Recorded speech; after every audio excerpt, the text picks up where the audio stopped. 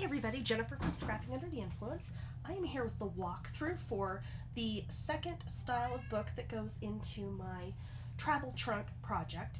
Excuse me, I'm coming off of a cold and it's not been fun.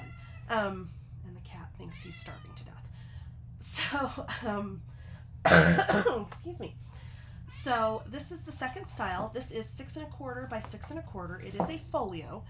And what I have done, in case you're wondering why my lighting is a little bit odd, it's so that I can show you when you open this up. See, we've got this fun little shaker flap. Check this out.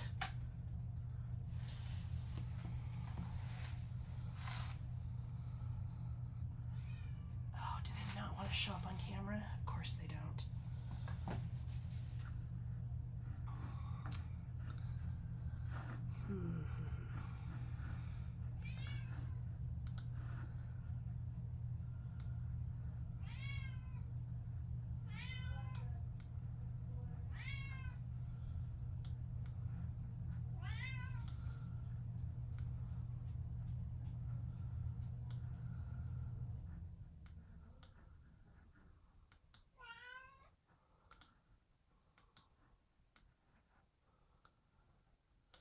Aha, there we go.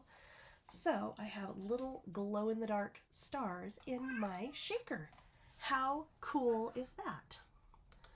So we are going to flip that back up and around and turn that back down just a tiny bit because that was like way bright. Okay, so we've got a little shaker flap here. So this does flip up, and then you've got flaps that go both sides.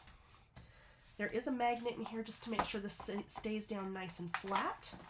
The little glow-in-the-dark stars in here are from Michaels, and I've had them for I don't even know how long. And the rest of the little shaker fill is stuff out of my stash from Queen & Company.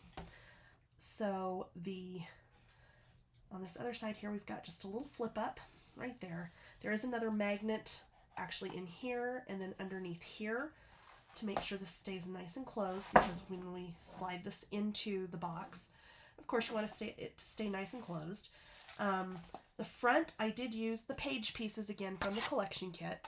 And I'm finding I really like these. I mean, they're fun, they're a good size, they're not too big usually, they're not too small, they're really fun to use. So that's what I've been trying to do on all of these, is use those page pieces some way on the cover of the books. So getting back inside here, we open it up the rest of the way. Right here we've got a tuck spot, the nice pocket in here, and then this flips up, and then we have some accordion pockets inside, which I was trying to do, the little trick.